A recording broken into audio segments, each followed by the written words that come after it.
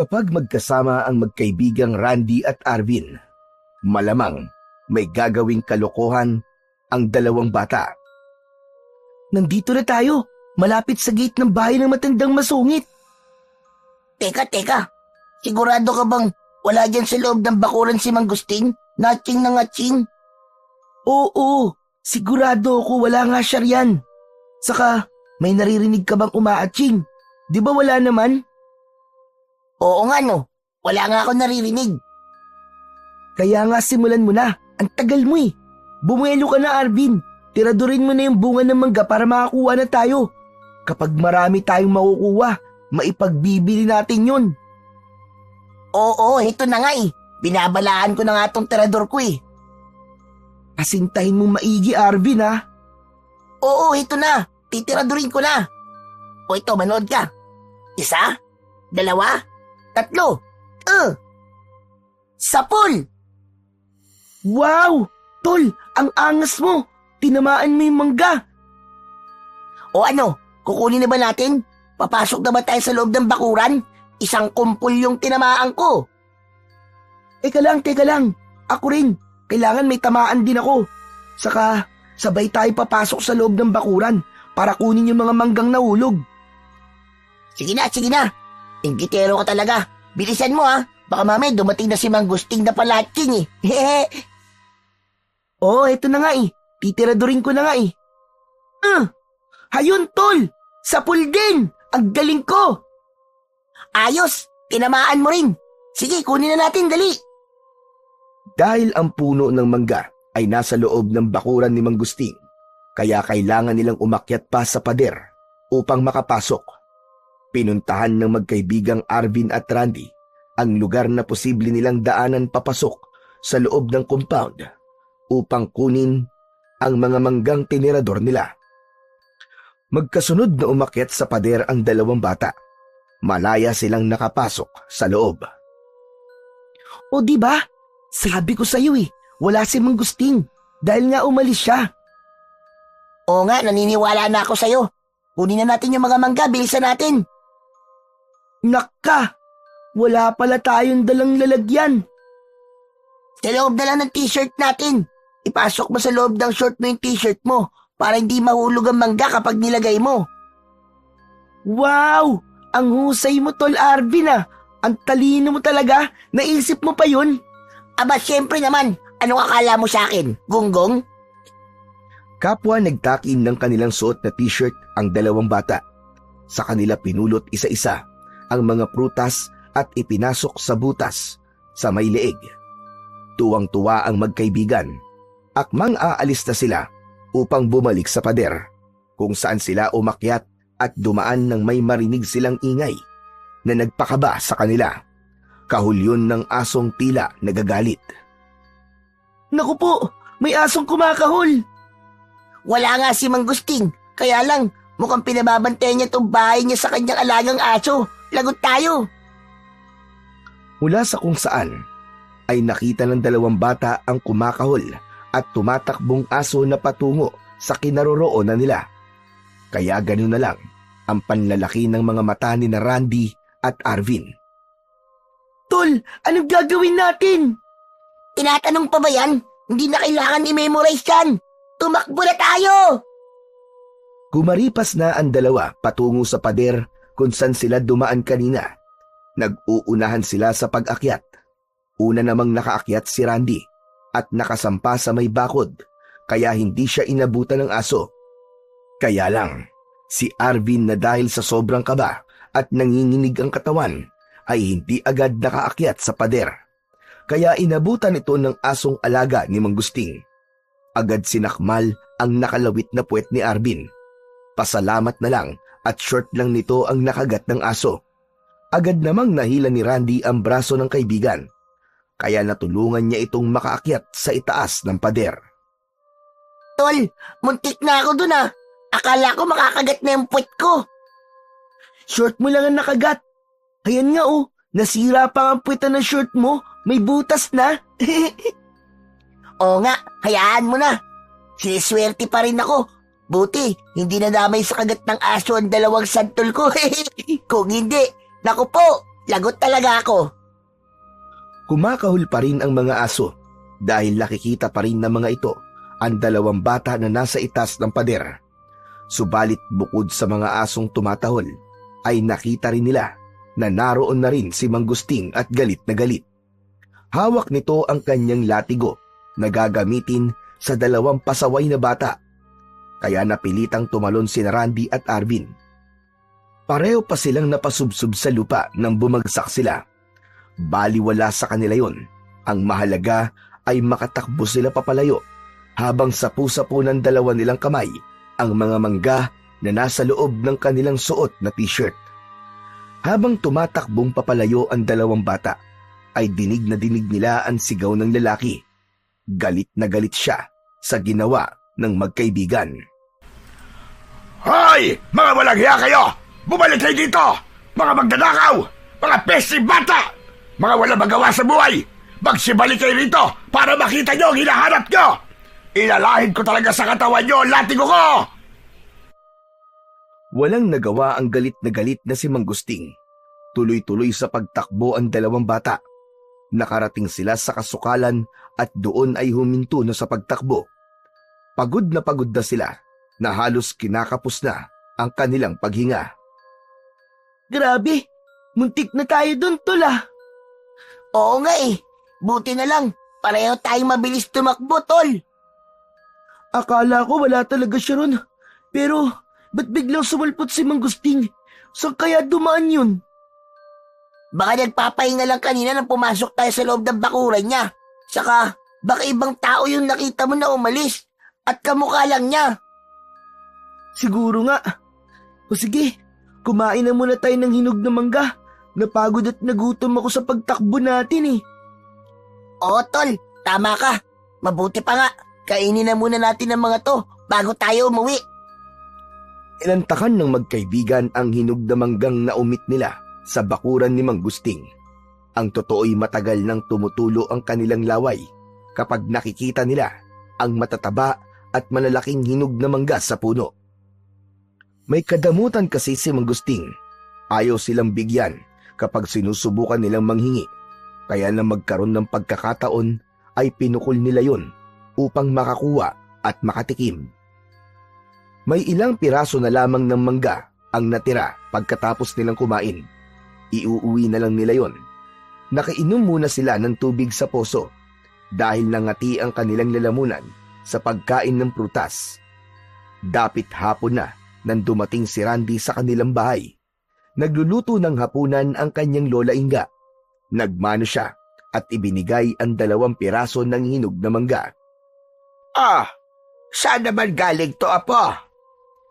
Kwan po, hiningi po namin ni Arvin kina Manggusting. Magkasama pala kayo ni Arvin. Opo, Lola. Alam niyo naman po na matalik ko po siyang kaibigan eh. Mabuti at binigyan kayo ni Manggusting. Alam mo na mga napakadamot ng matandang yon. Minsan nga, napapatingin lang ako sa puno ng mangga niya ay nagagalit na kagad siya. Kahit paano pala may mabuting puso rin ang matandang yon. Kasalukuyang nag-uusap ang maglola nang makarinig sila ng sigaw mula sa labas ng bahay. Boses yon ni Manggusting, galit na sumisigaw. Agad na patingin si Randy sa kanyang lola. Aba, bakit napasugod dito yan? Hindi umimik si Randy. Lumabas ng bahay ang kanyang lola Inga, samantalang nakasunod lamang siya. Abay, sandali lang. Ano bang problema mo, Gusting? Para ka napapatira ng litid sa pagsigaw. Ano ba yon? Ayon sa magaling mong apo, Aling Inga. Ano bang ginawa ng magaling kong apo? Nagnakaw ng mangga, kasama ang kaibigan niya. Apo, totoo ba sinasabi ng matandang ito? Kwan po, Lola eh. O ayan, hindi agad makasagot. Kasi nga, nagnakaw sila ng mangga. Tinirador nila ang bunga pagkatapos pumasok sila sa loob ng bakuran ko nang walang pahintulot. Gusting, pagpasensyahan mo na lang at mga bata pa mga yan. Gusto mong pagpasensyahan ko ginawa nilang pagdanakaw? Kulungan dapat sa mga batang yan, lalo na dyan sa apo mo. Siguro siya ang promotor ng pagnanakaw. Palibasa, nasa lahi niya. Hoy, hoy, hoy! At isa pang hoy! Ano nasa lahi ang sinasabi mo, ha? Na magnanakaw kami? Yun ba ang ibig mo sabihin? Ikaw ang nagsabi niyan, hindi ako. Umayos ka sa sinasabi mo. Baka samain ka sa akin at paduguin ko yung bunganga mo. Ikaw pa talaga may gana magalit. Yung apo mo na nga ang may atraso dahil nagnanakaw siya. Pabihira ka namang gusting. Ilang peraso lang naman ng bangga. May pinagpuputok pa ng butsi mo. Akala mo na walang ka ng malaking kayamanan. Maliit man o malaki, pagnanakaw pa rin ang ginawa ng apo mo. Kaya ang dapat dyan, ipinakukulog. Di pakulog mo. Saka wag ka nang magbalinis, gusting. Sana, nananalamin ka muna bago ka umastang naglilinis-linisan. Alam ko, ang likaw ng bituka mo. Kamkamero ka. Anong kamkamerong sinasabi mo? Iyang lupang kinatatayuan ng bahay mo. Pati yung kinaroroonan ng puno ng mangga. Kinamkam mo lang yan sa kamag-anak mo. Kinakot mo. Tapos pinatituluhan mo para maging sayo, hindi ba? Magdahan-dahan ka sa mga pagbibintang mo, Aling Inga. Baka pati ikaw, ipakulong ko rin dahil sa pambibintang mo at paninirang puri. Hindi ako natatakot sa'yo. Kung gusto mo, samahan pa kita sa pulis. Ikaw na matanda ka. May araw ka rin. Buiset! Huwag ka na babalik dito kahit kailan. Huminto na si Mang Gusting at tumalikod dito. Alam kasi niya na hindi basta magpapaawat at magpapatalo si Lola Inga. Isa pa, kilalang kilala rin nila ang isa't isa, pati ang mga isyu sa kani-kanilang buhay. Nang makalayo na si Mang Gusting, ay hinila ni Lola Inga ang apo papasok sa bahay. Pagkapasok sa loob, ay pinagalitan nito si Randy. Nakita mo na ang ginawa mo. Pambihira ka. Sinugod tayo ni Gusting at galit na galit. Dahil yun sa kalokohan mong bata ka. Pasensya na po kayo, Lola Inga. Hindi na po mauulit. Talagang hindi na dapat maulit. Pati ako napapaaway nang dahil sa ginagawa mong katalantaduhan. Sorry na po talaga, Lola. Huwag na po kayo magalit sa akin. Hay nako. May magagawa pa ba ako? Kahit paulit-ulit pa kitang pagalitan, hindi na maibabalik ang nangyari na. Sinugod na tayo rito ni Gusting. Ayoko na mauulit pa yung ginawa niyo ni Arvin, ha? Nagkakaintindihan ba tayo? Opo, Lola. Pero Lola, paano po yun? Sabi po ni Mang Gusting ipapupulis niya po ako, tapos ipakukulong po tayo. Ay naku, wag ka nagpapaliwala sa matandang si Raulong yon. Nananakot lang yon. Hindi niya yung kayang gawin. Dahil sa man, maraming kalokohang ginawa. Takot ding mahalukay ang mga kabalastugan niya. Dalawa na lamang na magkasama sa buhay, sina Lola Inga at ang apong si Randy. Balo na ang matandang babae, samantalang ang bata ay ulila na sa mga magulang. Ang tanging alam lang ng bata ay umalis ang kanyang ama at hindi na siya binalikan. Samantalang ang kanyang ina ay namatay ng dahil sa sakit.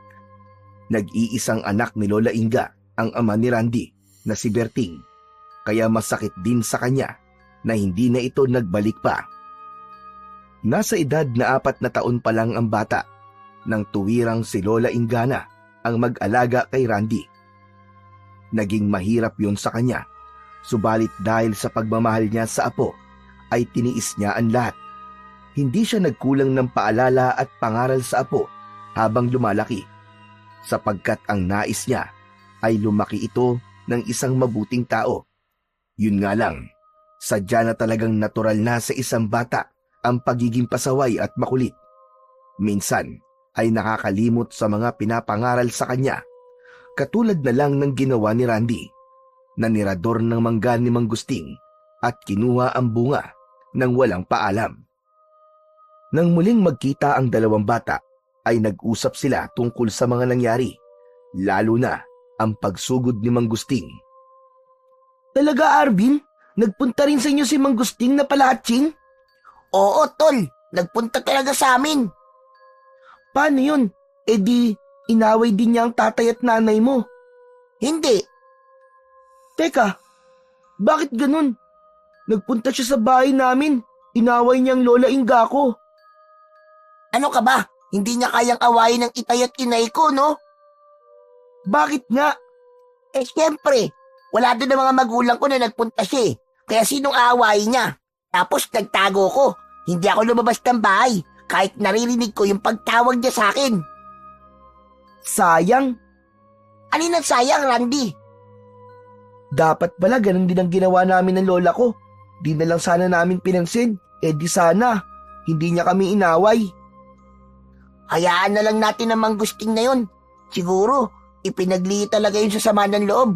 Kaya ganun ang ugali. Ganun ba yun kapag masungit ang isang tao? Ewan ko, hindi ko rin alam. Narinig ko lang sa mga matatanda yun eh. Tapos ginaya ko. Pero alam mo, Arvin, siguro may mahigpit na dahilan kung bakit masungit yung manggusting na yun. Baka iniwan ng dating girlfriend niya. Kaya ganun ang ugali. Ay nako, hayaan na nga natin siya kung masungit siya. Siguro, wag na rin tayong pumunta sa may bakuran nila. Baka kasi kapag nakita niya tayo kung anong gawin niya sa atin eh. Luma na at may kalakihan ang bahay ni Manggusting. Ang bintana ng bahay ay malalaki, subalit lagi itong nakasara. May disenyo pa ng kapis ang pansara ng mga bintana na katulad ng mga bahay nung unang panahon ng Kastila. Nag-iisa na sa buhay si Manggusting. May nagsasabi na hindi raw naman dati ganun ang ugali niya. Subalit bigla na lamang itong nagbago. Bukod sa puno ng mangga, ay may iba pang puno ng prutas na nakatanim sa paligid ng bakuran ng matandang lalaki. Ang mga bunga nun, ang isa sa kanyang pinagkakakitaan. Madalas ay madilim ang loob ng bahay ni Manggusting dahil hindi niya gaanong binubuksan ang mga ilaw, kundi sapat na sa kanya ang maliit na isang ilaw. Nung mga sandaling yon ay malapit na ring gumabi. Nagsisimula ng lumabas ang bilog na buwan. Nasa harap ng nakabukas na bintana ang lalaki. Nakaluhod at nakayuko ang kanyang ulo. Nasa harap niya ang magkasalikop na mga palad habang gumagalaw ang labi. Umuusal ng isang uri ng dasal ang lalaki. Unti-unting nagbago ang kabuang anyo nito. Nangulubot ang muka at nagkaroon ng matutulis na tenga. Ang mga kuko sa kamay at paa ay nagkaroon ng tulis na kagaya ng sa paniki. Kumapal ang balahibo sa buong katawan at matitigas yun. Humaba ang nguso na may matutulis na pangil. Umatungal ito na nakatingala. Tumutulo pa ang malagkit na laway. Isang mabangis na aswang ang kabuuan ng itsura ngayon ni Manggusting. Sa lahat ng ayaw ko ay ginugulo ang aking katahimikan at pinakikialaman ng mga pag-aari ko. Kaya ang sino mang makialam, matitikman ang aking galit. Mula sa pagkakaluhod ay tumayo na si Manggusting na nasa anyo ng isang nakakakilabot na aswang. Kurkur ang tawag doon. Lumundag palabas ng bintana ang halimaw at tumakbong papalayo patungo sa kadiliman. Samantala, mahimbing na natutulog ang maglolang Inga at Randy, kapwa na pabalikwas mula sa pagkakahiga dahil sa pagkagulat. Lola, ano po yun? Para nagkaroon na malakas na lindol. Oo nga, Lola Inga, pero parang saglit lang, tapos biglang nawala. Muli ay yumanig ang bahay. Napayakap si Randy sa kanyang lola. Nagulat siya sa malakas na pag-alog ng kanilang bahay, samantalang pinakikiramdaman ni Lola Inga ang mga nangyayari. Lindol nga ba yun, Lola? Hindi, Apo. Hindi yun lindol. May umuga sa bahay natin. Po? Inuga po ang bahay natin? Oo, malamang. Nilalang mula sa dilim. Isang malakas na halimaw. Isang uri ng aswang. Ibig sabihin, inaaswang po tayo, Lola? Oo, Apo. Dumito ka lang. O Lola, ba't po tumayo kayo? Lola Inga, saan po kayo pupunta? Titignan ko lang ang aswang. Lola, wag na po! Huwag kang mag-alala po. Walang masamang mangyayari sa akin. Diyan ka lang. Hintayin mo ako dyan. Mula sa ilalim ng kamangyari sa kawayan ay may hinilang nakalagay sa isang sako si Lola Inga. Nakatingin lang sa kanya si Randy. Kinalag ni Lola Inga ang tali sa sako at mula doon ay inilabas niya ang isang lumang samurai kasama ang isang kwintas na inilabas niya mula sa loob ng sako. Lola, ano pong gagawin niyo dyan sa samurai? Gagamitin ko ito laban sa aswang na ibig manggulo sa atin. Sigurado po kayo, Lola? Oo, Apo. Hindi pa ganun kahina at kalampa ang lola mo. Magtiwala ka sa akin.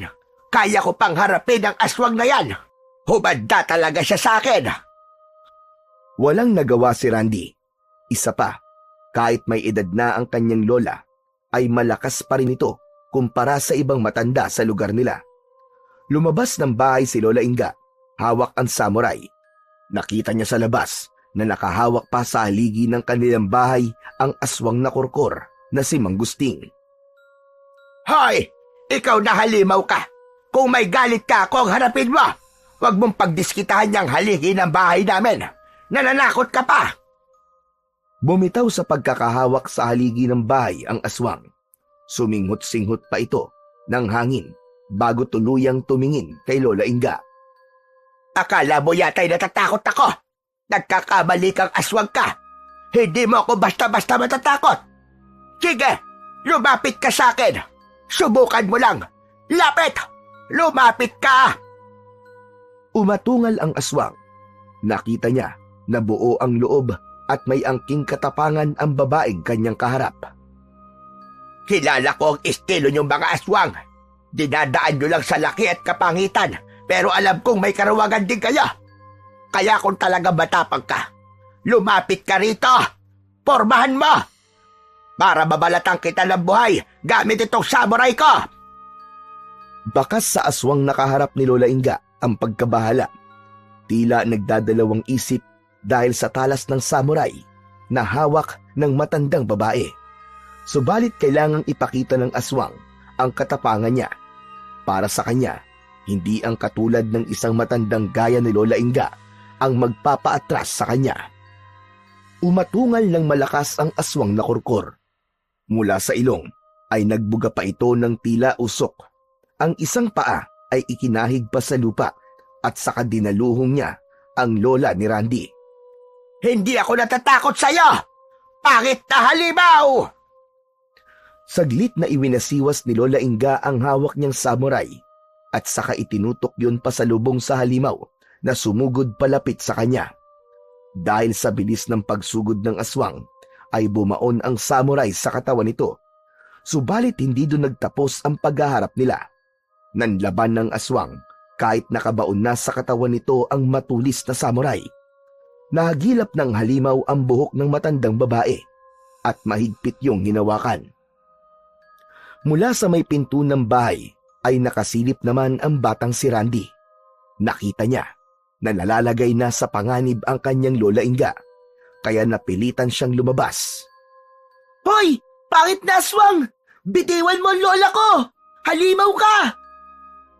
Patuloy sa pag-atungal ang aswang, nanggigigil at galit na galit ito dahil nasasaktan sanhi ng pagkabaon ng samurai sa kanyang katawan habang tumutulo ang dugo na may malansang amoy.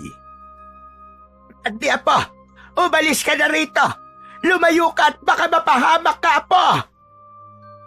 Pero Lola, hindi ko po kayo maaaring pabayaan. Baka po kung mapano kayo. Sabi ko naman sa'yo, huwag mo akong alalahanin.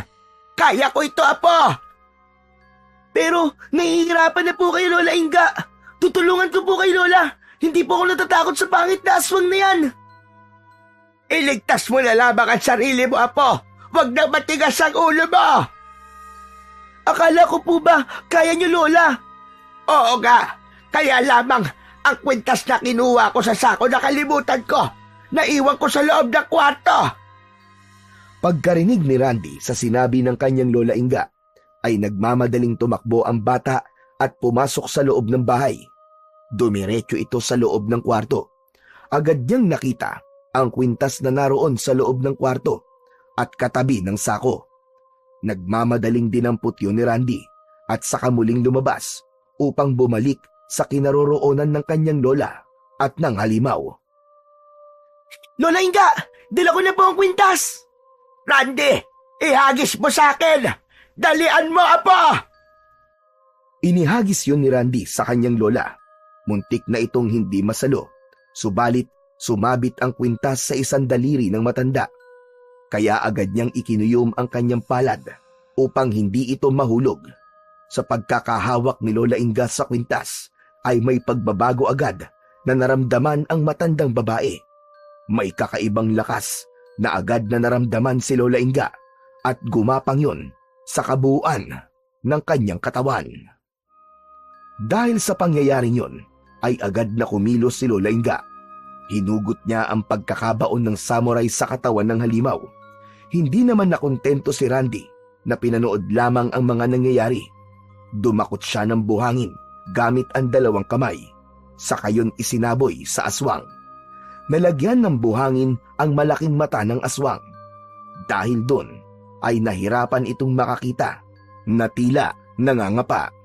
Sinamantala naman yun ni Lola Inga upang minsan pa'y ibaon sa katawan ng aswang ang matalim at mahaba niyang samurai.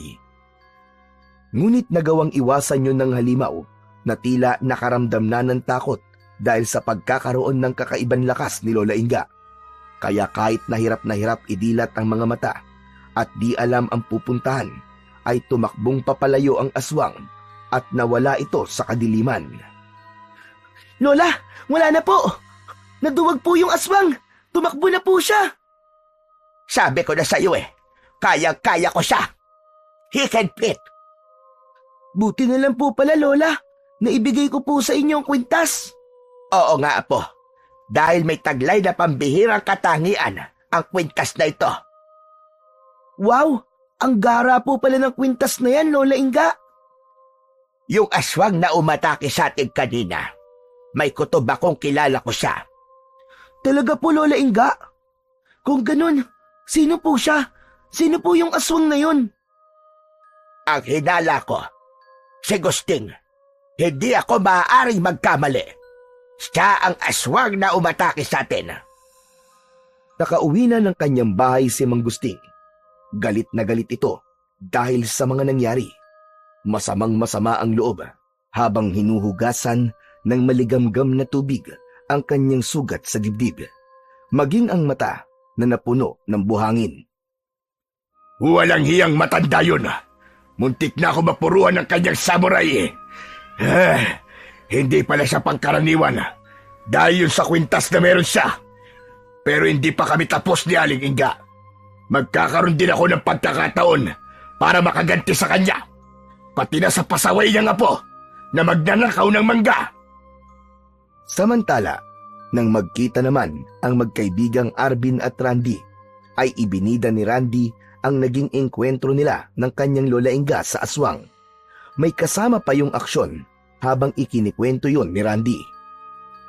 Wow! Hanip! Ang galing niyo pala, Randy, no? Saka, napakatapang ng lola ko. Nako, dapat pala mag-iingat din kami.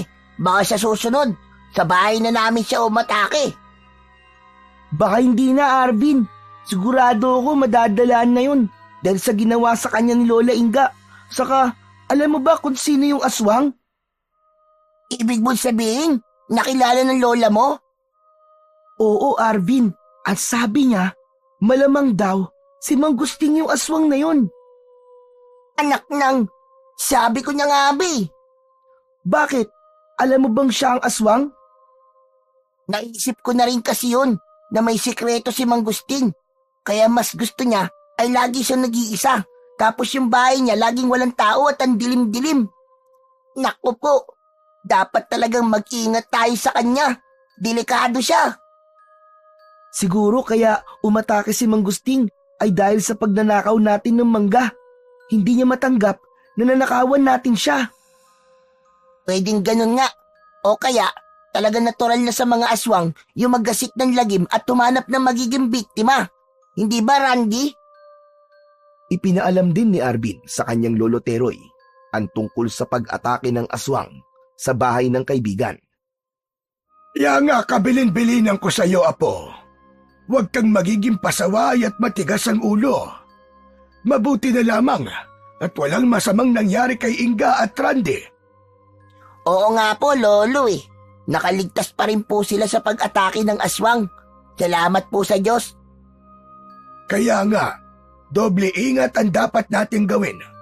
Dahil ang masasamang nilalang ay nariyan lang at naglipa na sa kung saan. Tama po kayo, Lolo Teroy. Lalo na't narito sa baryo natin ang isa sa mga aswang. Oo, Apo. Matagal ko na rin pinagdududahan ng pagkatao ni Gusting. At tama nga pala ang aking kutob. Dapat po siya mawala rito sa baryo natin, Lolo Teroy. Mahirap siyang basta mapaalis dito. Lalo na't dito na tinubuan ng ugat si Gusting. At isa pa, wala rin tayong pinanghahawakang matibay na ebidensya tungkol sa pagiging aswang niya.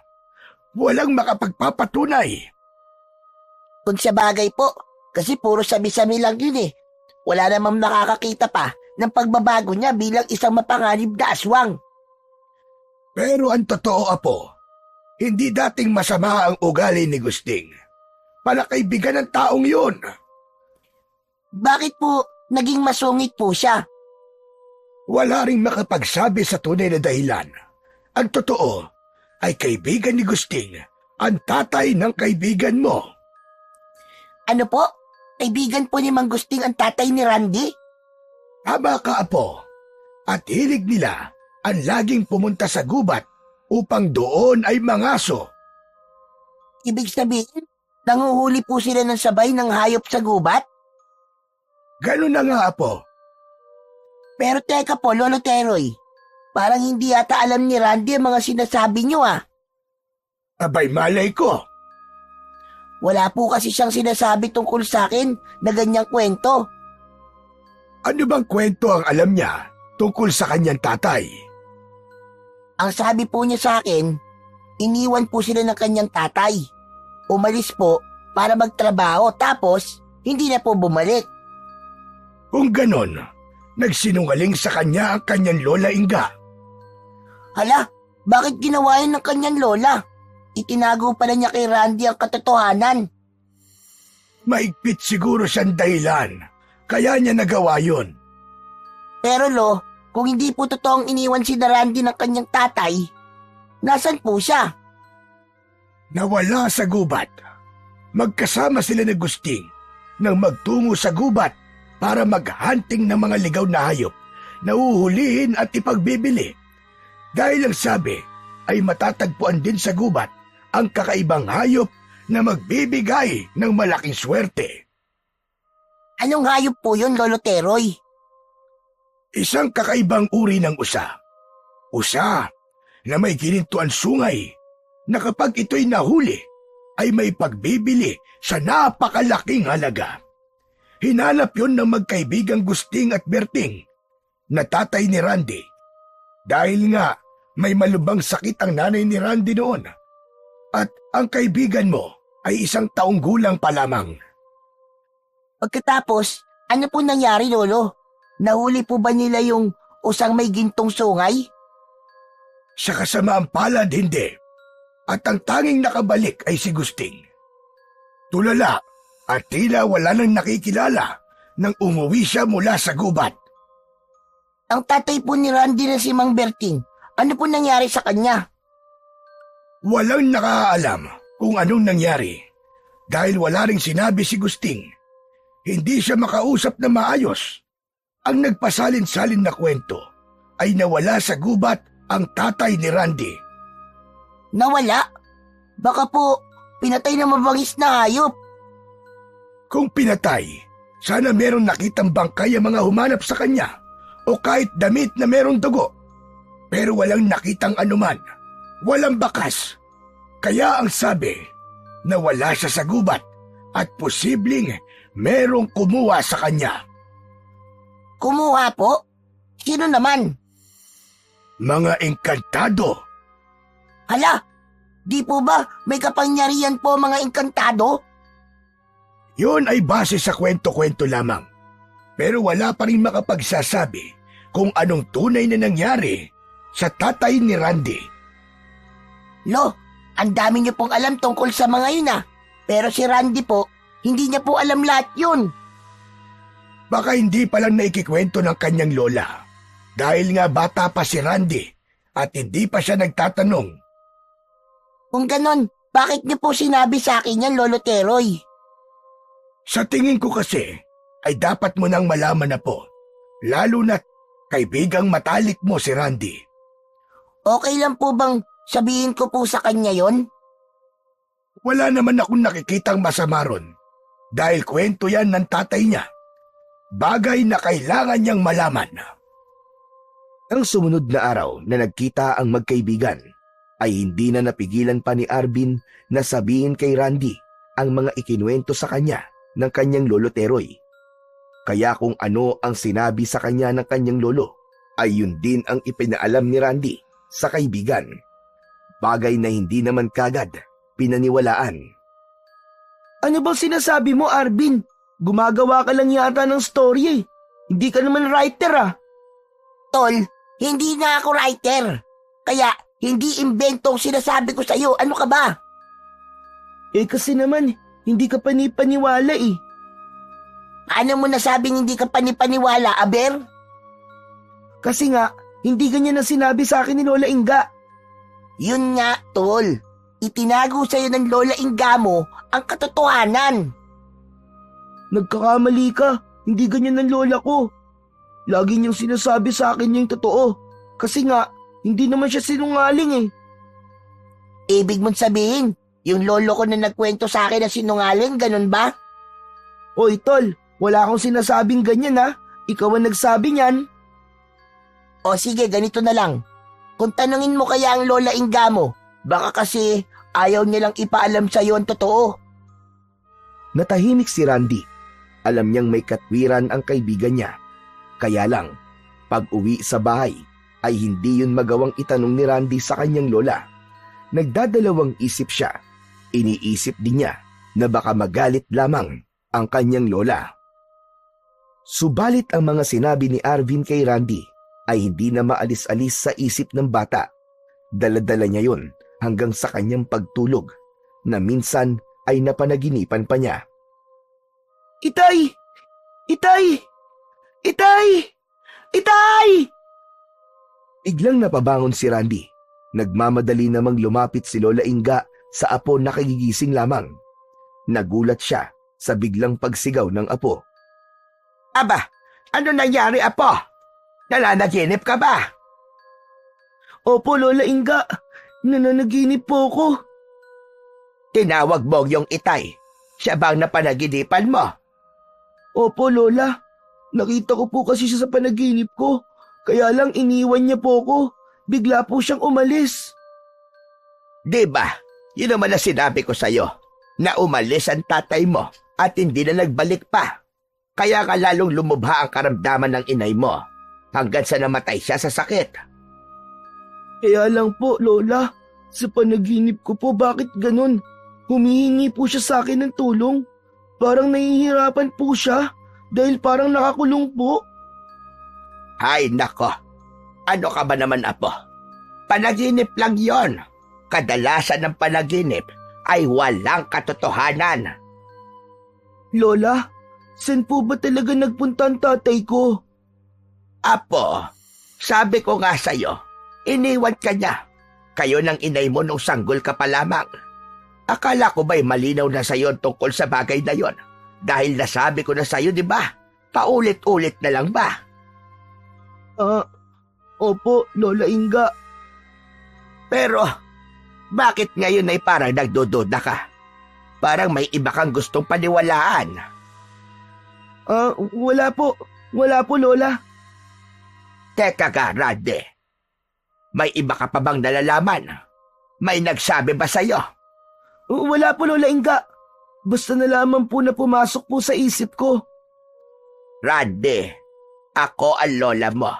Kaya sa akin ka dapat nakikinig at naniniwala, ha? Sana naman, ay maintindihan mo yon.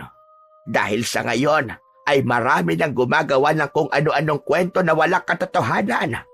Nagpapakalat sila ng fake news na kapag pinaniwalaan mo, ay tiyak na ililigaw ka. Natahimik na lamang si Randy. Ayaw na niyang makipagtalo pa sa kanyang Lola Inga.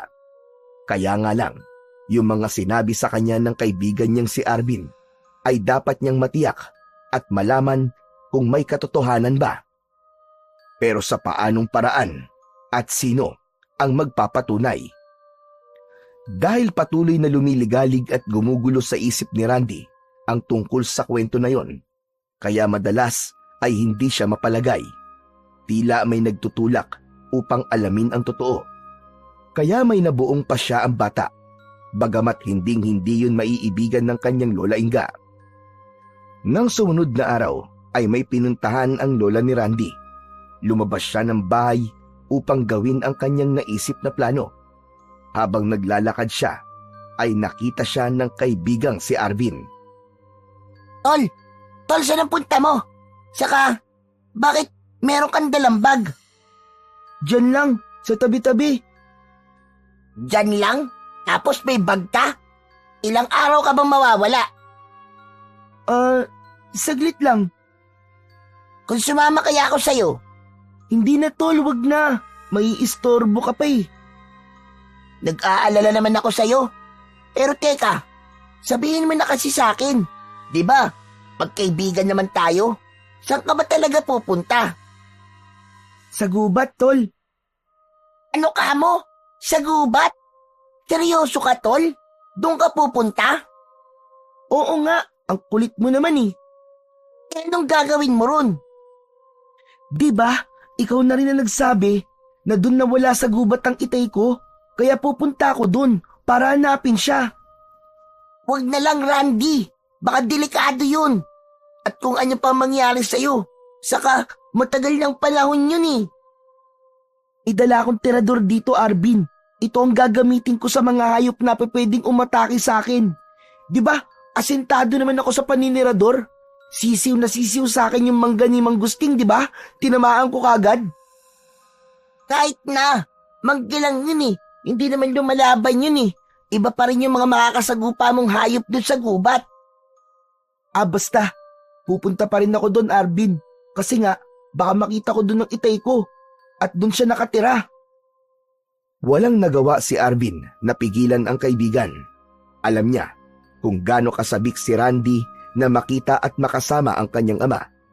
Wala namang kasing sinabi ang lola niya na patay na ang kanyang tatay, kung hindi lang ito nagbalik nang umalis. Bagamat walang tiyak na pupuntahan sa gubat si Randy, ay naglakas loob ang bata upang gawin ang kanyang pakay. Ilang oras din ang kanyang nilakbay bago nakarating doon. Siguro, nasa gitna na ako ng gubat. Mga huni na lang ng iba't ibang ibon ang naririnig ko eh. Saka, malamig na tong lugar dahil napakaraming puno ang narito. Nakaramdam ng gutom ang bata. Tumunog ang kanyang tiyan. Buti na lamang may baon akong tinapay at tubig. Kakainin ko na lang muna to bago ako magpatuloy sa paglalakad ko. Nang makakain, ay muling naglakad si Randy. Nakarinig siya ng ungol na tila mula sa kung anong hayop. Nagkubli ang bata at kitang-kita niya ang paghahabulan ng dalawang baboy ramo. Ang mga hayop na yun siguro ang hinuhuli ng itay ko kapag nagpupunta siya rito sa gubat. Sana may makita akong kubo dito. Ibig sabihin nun, merong nakatira. Kaya pwede ako magtanong. Samantala, nang makauwi si Lola Inga mula sa pinuntahan niya, ay hindi niya dinatnan si Randy sa kanilang bahay.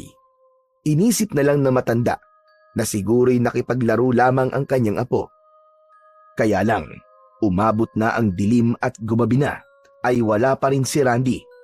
Doon na nag-umpisang mabahala at mag-alala si Lola Inga. Lumabas na siya ng bahay at ipinagtanong ang apo. Kaya lamang, wala isa man ang nakaalam kung nasaan ang bata. Kaya pinuntahan na niya ang bahay ni na Arvin.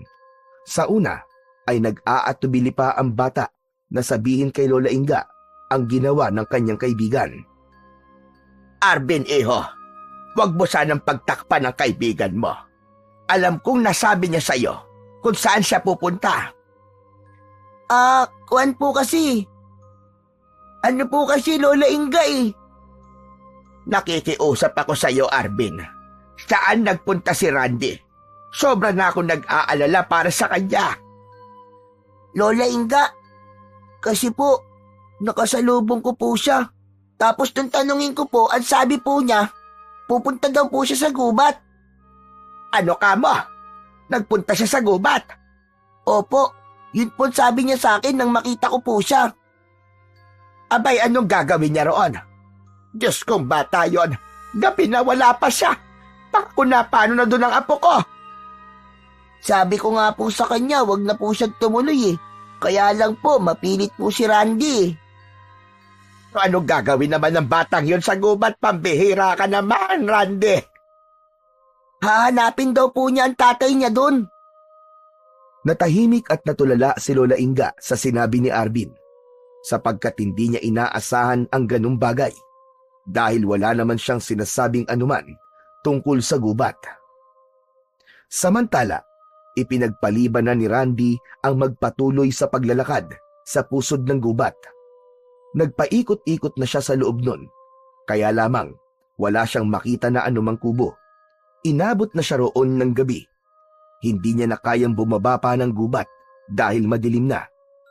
Puno ng kaba at takot ang dibdib ng bata, pero wala siyang magagawa kundi ang magpalipas ng gabi sa lugar na yon. Sa ilalim ng malaking puno, doon gumawa ng matutulugan si Randy. May dala siyang flashlight na ginamit niya upang makakilos siya sa madilim na gubat. Ginaya niya ang mga napapanood niya sa TV kung paano siya makakagawa ng pansamantala niyang matutulugan. Mga tuyong dahon ang kinuha niya upang maging latag. Magdamag na hindi nakatulog si Lola Inga dahil sa pag-aalala sa kanyang apo. Kinabukasan ay naghahanda siya para sundan ng apo sa gubat nang may kumatok sa pinto. Napakunot noon na lumapit ang matanda at binuksan ang pinto ng bahay. Si Randy yun, na basang-basa dahil sa ulan. Giniginaw at makikita sa muka ang matinding pagod. Hindi napigilan ng matandang babae ang makaramdam ng galit. Nang hibabaw ang inis niya sa apo, kaya hinatak niya yon papasok ng bahay. Randy, abay halika ka rito. Buisit kang bata ka. Napakatigas ng ulo mo. Umaalis ka na hindi man lang nagpapaalam. Sobra ka na. Sunod-sunod ang naging pagpalo ni Lola Inga kay Randy gamit ang kanyang tsinelas. Napapahiyaw ang bata sa sakit kapag dumadampi ang tsinelas sa kanyang puwetan at tita. Aray! Tama na po, Lola! Tama na po! Nasasaktan na po ako! Masakit na po, Lola! Talaga masasaktan ka dahil hindi ka marunong makinig. Matigas ang ulo mo. Sorry na po, Lola! Sorry na po! Patawad po! Lentek ka. Ano kung may masamang mangyari sa'yo sa gubat? Paano kung hindi ka na rin nakauwi? Sobra mo akong pinag-alala. Sorry na po, Lola! Sorry na po! Huminto na sa pamamalo si Lola Inga sa kanyang apo. Mabigat din sa loob niya nasaktan ng bata. Naghihirap ang kalooban niya kapag nakikitang umiiyak si Randy. Kaya lang, nang dahil sa galit at pag-aalala, ay hindi niya na napigilan pa ang kanyang sarili. Pero ang ipinagpapasalamat niya, nakauwi pa rin ng ligtas ang kanyang apo. Pagkatapos paluin at pagalitan ni Lola Inga ang apo, ay inasikaso niya rin naman ito upang makapaglinis ng katawan at makapagpalit ng damit. Hindi naman siya galit ng tuwiran sa apo, kundi ang ikinakasama lang ng loob niya ay ang ginawa nitong pagsuway sa kanya, ang pag-alis ng walang paalam. Dahil alam niyang gutom ang bata, kaya naghanda siya ng makakain. Ipinagluto niya ng paboritong beef noodles at pritong hotdog ang bata. Yun ang pinakamadaling lutuin, kaya yun ang kanyang inihanda. Tahimik namang kinain ni Randy ang inihanda ng kanyang lola. Pagod siya at gutom, kaya kailangan malamnan ang kanyang tiyan. Inayos din ng matanda ang tutulugan ng apo. Nasaktan man ni Lola Inga si Randy, subalit naroon pa rin sa puso ng matanda ang pag-aalala at pagmamahal sa bata. Magdamag na nag-isip at hindi nakatulog si Lola Inga. Nang gabi rin yun ay may nabuo siyang pasya. Kinabukasan, alam niya na nakapagpahinga na ang bata. Handa na siyang usisain ito tungkol sa ginawa. Kalmado na rin ang nararamdamang inis ng matanda sa kanyang apo. Kaya alam niyang makakapag-usap sila ng maayos. Galit ka ba sa akin, Randy Apo? Hindi po, Lola. Alam ko pong mali naman po ang ginawa ko. Tama ka. At hindi mo dapat ginawa yon at hindi na dapat maulit. Opo. Pero Lola, gusto ko lang po kasi talagang malaman kung naroon nga ba sa gubat ang itay ko. Teka, sino ba kasi nagsabi sa'yo ng kalokohang yan? Lola Inga, hindi ko po pwedeng sabihin eh.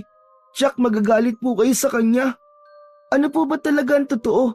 Malaki naman na po ako eh. Gusto ko pong malaman ng mga nangyari. Natahimik ang matandang babae.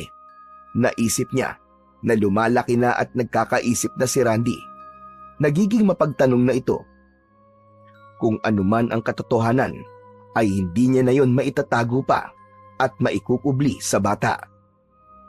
Lola, gusto ko pong malaman mula sa inyo ang totoo. Saka, bakit po ba kayo nagalit sa pagpunta ko sa gubat? Dahil ayoko may masamang mangyari sa iyo, Apo.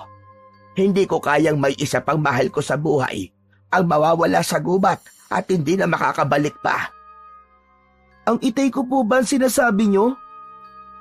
Natigilan si Lola Inga. Ibinisto na siya ng kanyang bibig. Nadulas siya at nasabi ng hindi inaasahan ang lihim na itinatago niya. Tatay ko po ba ang sinasabi nyo, Lola? Gusto ko pong malaman ng totoo mula po sa inyo, Lola. Para hindi na po ako magtanong kung kanino. Wala nang magagawa pa si Lola Inga. Nadulas na siya at nasabi na niya ang dahilan ng kanyang pag-aalala at takot. Marahil, tamang panahon na rin yun upang ganap na niyang ipaalam kay Randy ang buong katotohanan. Oo, Apo. Ang itay mo nga ang tinutukoy ko. Nawala siya sa gubat dahil sa paghahanap sa usang may gintong sungay. Nais kasi niyang hulihin yon. Magkasama sila noon ni Gusting. Ipinagpatuloy ni Lola Inga ang pagkikwento kay Randy. Kaparehas na kaparehas yon ng mga kwento sa kanya ni Arvin na galing naman sa loloteroy ng kaibigan niya.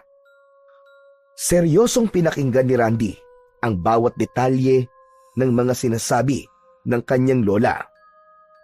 Kung ganun po pala, may alam po si Mang Gusting tungkol sa itay ko.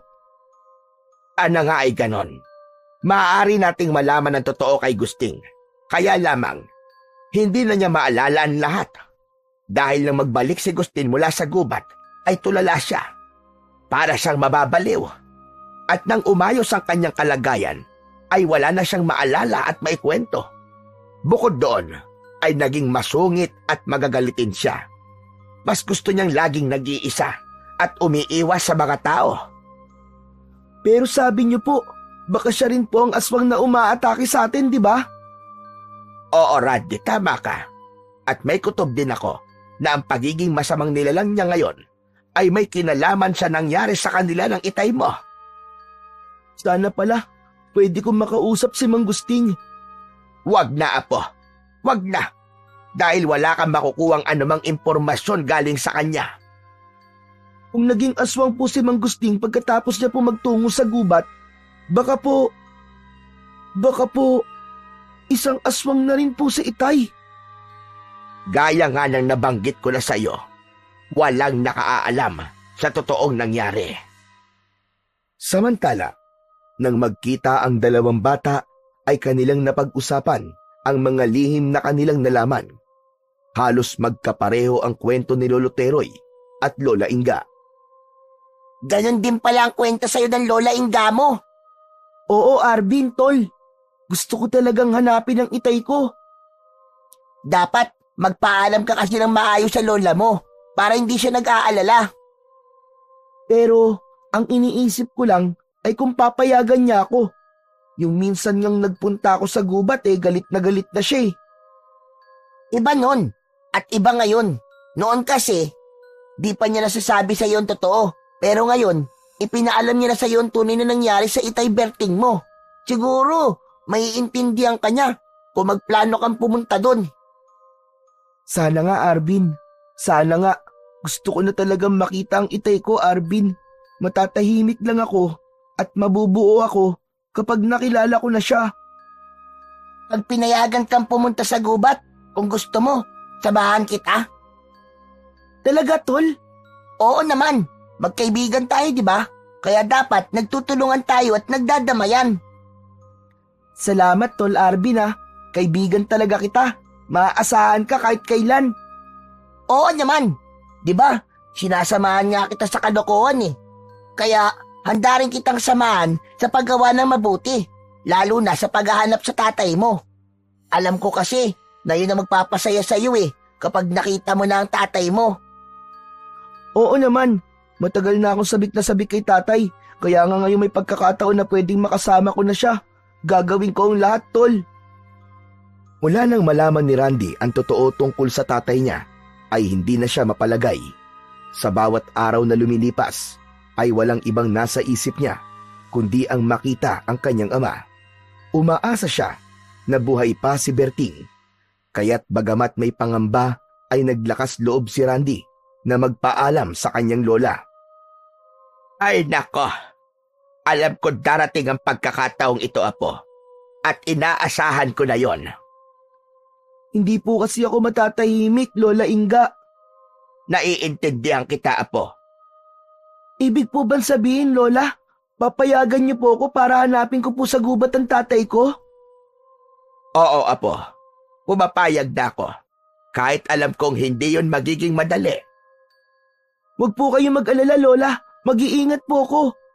Maraming salamat po at naintindihan niyo po ako, Lola.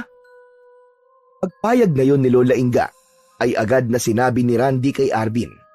Tuwang-tuwa ang kanyang kaibigan. Minsan pa'y tiniyak ni Randy ang naging pangako nito. Oh, pumayag na ang lola ko. Sabi mo, sasamahan mo ako ah. Oo naman, may isang salita kaya ako, tol. Talaga ah? Wala nang bawian ah. Ang kulit mo naman. Paano kung hindi pumayag ang lolo Teryo mo? Papayag yun. Kung sakaling hindi, abay, di gagawa ko ng paraan. Agad na sinabi ni Arvin sa kanyang lolo ang plano nilang dalawa ni Randy. Yun nga lang, malaking hindi ang naging sagot ni Lolo Teryo. Ayaw niyang sumama si Arvin sa pagtungo sa gubat. Gusto niyo na bang magpakamatay na dalawa, ha? Jasking mga bata, ire. OA naman tong si Lolo. Patay ka agad. Hindi biro ang magtungo roon. Ang gubat na pupuntahan nyo ay puno ng hiwaga at kababalaghan. Lolo, wala po kaming gagawing masama roon. Alam ko naman yon. Pero hindi madali hanapin ng taong hindi nyo alam kung buhay pa o matagal na palang patay. Lolo, nangako po kasi ako sa kaibigan ko Ang pangako ay pwedeng sirain, Arvin. Saka para din sa kaligtasan mo ang iniisip ko. Suya talaga tong si Lolo. Wala sa ayos Aba, at ako pa ngayon ang wala sa ayos. Hindi mo talaga ako naiintindihan, Arvin. Gusto ko lang po talagang tulungan si Randy Alam ko naman yon, Apo. Pero hindi niya kayang sagutin ang buhay mo. Yun ang dapat na inilalagay mo dyan sa kokote mo. Walang nagawa si Arvin. Kahit anong pakiusap niya sa kanyang lolo, ay maigpit ang pagtutol nito. Subalit hindi niya pwedeng biguin ang kanyang kaibigan. Umaasa ito na sasamahan niya. Kaya nga, nang magkita sila muli at tanungin siya ni Randy, ay nagsinungaling si Arvin. Sinabi niyang pumayag ang kanyang lolo, kaya tuwang-tuwa ang kanyang kaibigan. Kaya lang, may malaking problema si Arvin. Paano siya aalis ng bahay kapag patungo na sila sa gubat? Dahil wala nang atrasan pa ang plano ni Randy, kaya naghanda na ang bata ng mga kailangan niyang dalhin. May baon na rin siyang pagkain para sa kanilang dalawa ni Arvin. 2 araw ang plano nilang manatili roon sa gubat. Bago pagganap na umalis si Randy patungo sa gubat, ay ipinaalam na rin ni Lola Inga ang mga bagay na dapat maunawaan at malaman ng kanyang apo sa pagtungo nito sa gubat. Ang usa na may gintong sungay, yun ang kailangan niyong makita roon, apo. Bakit po, Lola? Pinaniniwalaan na isang engkantado ang usa na yon at hindi siya pangkaraniwan. Posibleng siya ang magiging susi sa gagawin mong paghahanap sa iyong ama. Nagtungo siya roon para huliin ang usang may gintong sungay para sa inay mo na may malubhang sakit. Tapos, hindi na po siya nakabalik. Tama ka, apo. Hayaan niyo po, Lola Inga. Yung usa pong may gintong sungay, ang una ko pong hahanapin. Kailangan mo ang dobleng pag-iingat, apo. Dahil musmus lang si Randy, natutungo sa gubat para sa isang delikadong misyon. Kaya isang araw bago pa ito umalis, ay kinuha ni Lola Inga ang kwintas na ginamit niya nang makaharap niya ang aswang. Kunin mo ito, apo. Kailangan mo ito sa iyong pagpunta sa gubat. Tutulungan at gagabayan ka ng kwintas na ito. Ito rin ang magbibigay ng pambihirang lakas sa iyo. Ano po bang meron ng kwintas na ito, Lola? Hindi yan pangkaraniwang kwintas. Isa yang medalyon na nagtataglay ng mutya ng usa. Nakuha yan ng lolo mo nang may nahuli siyang usa sa pangangaso at inilagay niya sa isang medalyon. Kaya po pala kakaiba ang palawit ng kwintas, Lola. Hindi po katulad ng ibang medalyon. Sungay yan ng usa na may taglay na mutya. Kung dala lang sana ng itay mo ang medalyon nang magtungo siya sa gubat para mangaso at hanapin ng usang may gintong sungay, siguro ay nakabalik pa siya. Kaya lamang, nakalimutan itong dalhin ng tatay mo noon. Sa pagpunta ko po ngayon sa gubat na taglay ang medalyong ito, ibig po bang sabihin, mas ligtas po ako? Yun ang aking inaasahan, apo. Subalit kailangan mo pa rin mag-ingat at huwag makakalimot na tumawag sa nasa itaas para sa gabay at kaligtasan mo. Inabukasan ay naghanda na si Randy sa pagtungo sa gubat. Nasa loob na ng kanyang bag ang mga kailangan. Ang tirador na lagi niyang dala ay nasa kanyang bewang. Nakasabit naman sa kanyang leeg ang medalyon na may mutya ng usa na ibinigay ng kanyang Lola Inga. Dadaan siya sa burol kung saan madalas nilang puntahan ng kaibigang si Arvin.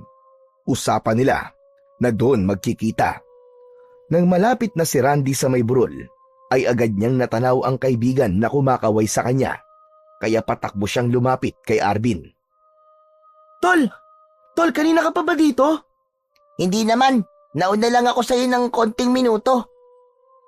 Buti naman nakarating ka kagad. Sabi ko naman sa'yo, di ba? Gagawa't gagawa ako ng paraan. Kasi parang biglang nag-alangan si Lolo na payagan ako eh. Naku, magagalit yun kapag nalaman niyang sumama ka sa akin. Hayaan mo na siya. Magpapaliwanag na lang ako pagbalik natin. Tol, salamat talaga ah.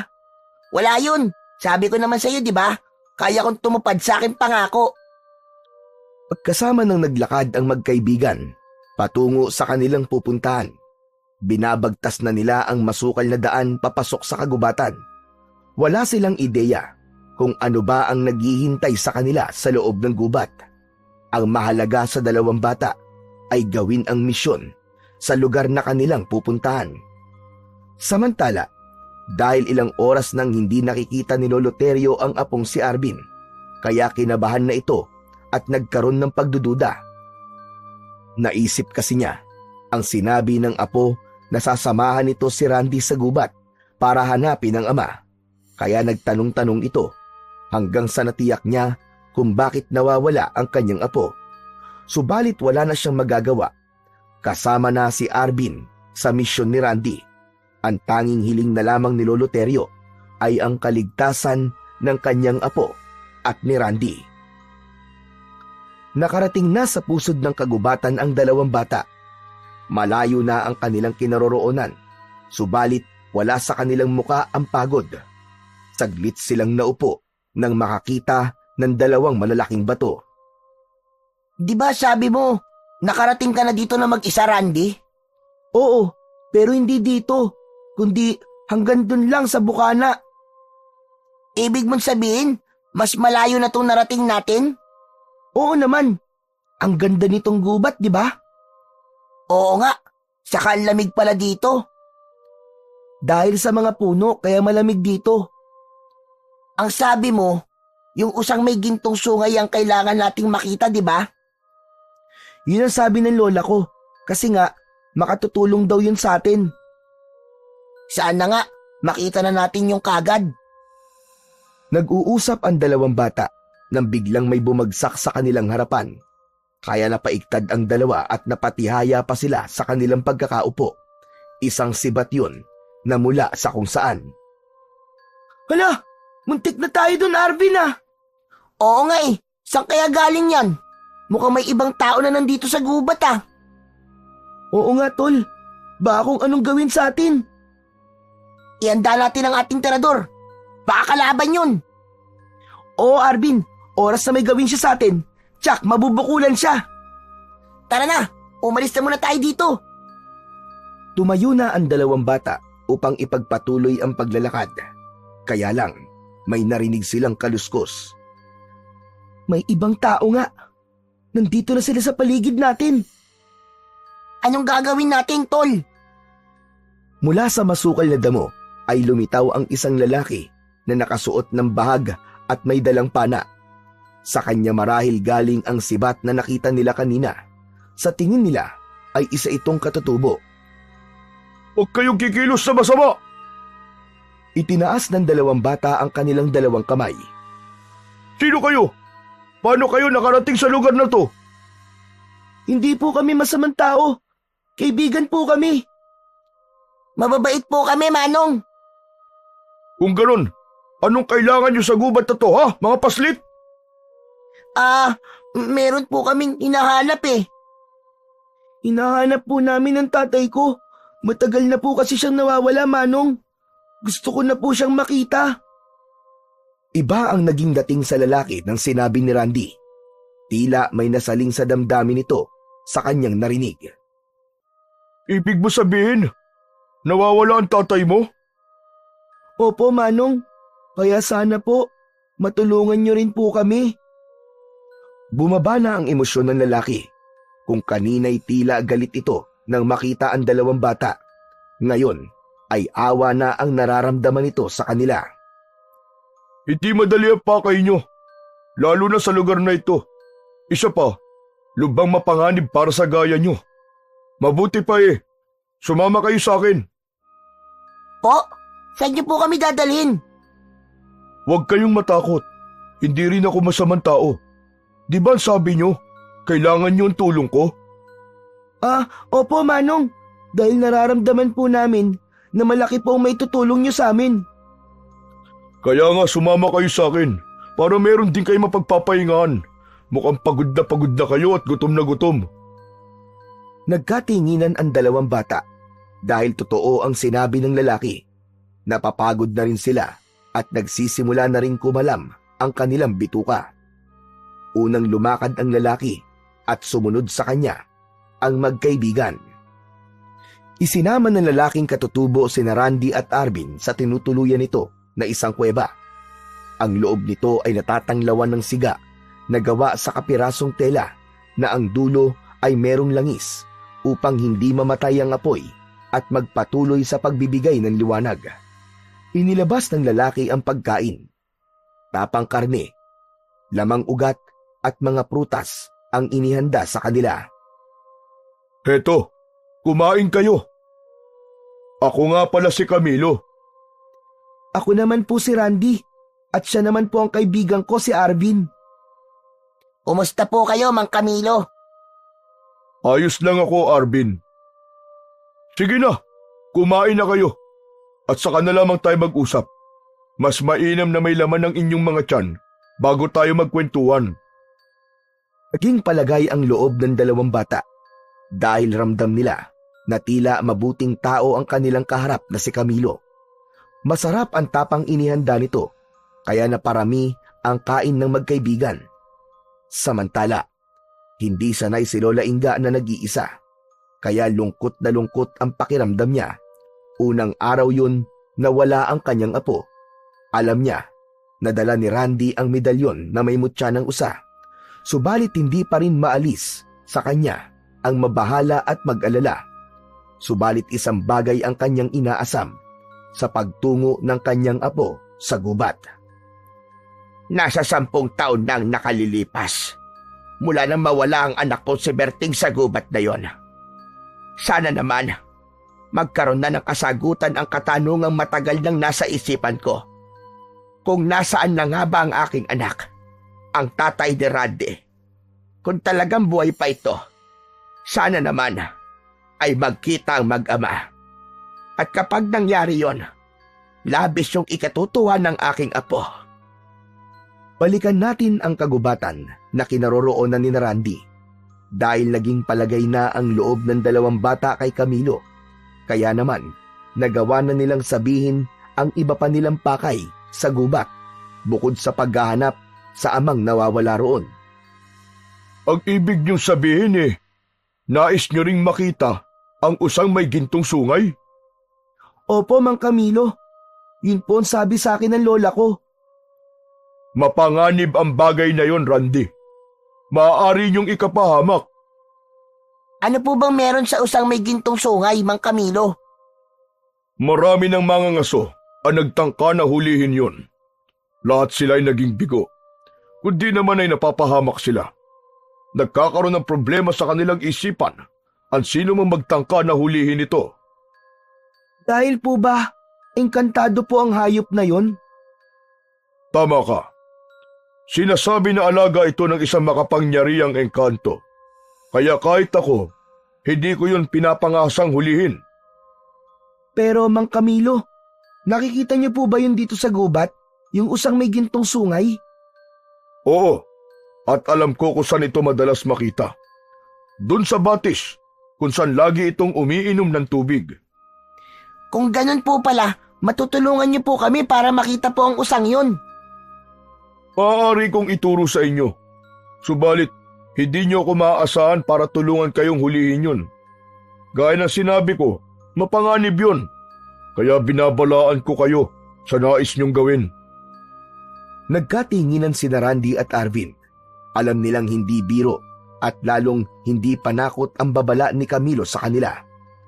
Kaya nga lamang, isa yun sa dahilan ng kanilang pagtungo sa gubat. Sapagkat ayon kay Lola Inga, ay ang hayop na yon ang posibleng maging susi upang makita nila ang nawawalang ama ni Randy at malaman kung ito'y buhay pa. Kasalukuyang nag-uusap sina Camilo at ang dalawang bata nang makarinig sila ng iba't ibang ungol at ingay galing sa labas ng kuweba. Napatayo si Camilo. Makikita sa kanya ang pagkataranta at pagkabahala. Hindi maaari. Nakarating na sila rito. Andito na ang mga halimaw. Ha? Ano pong halimaw, Mang Camilo?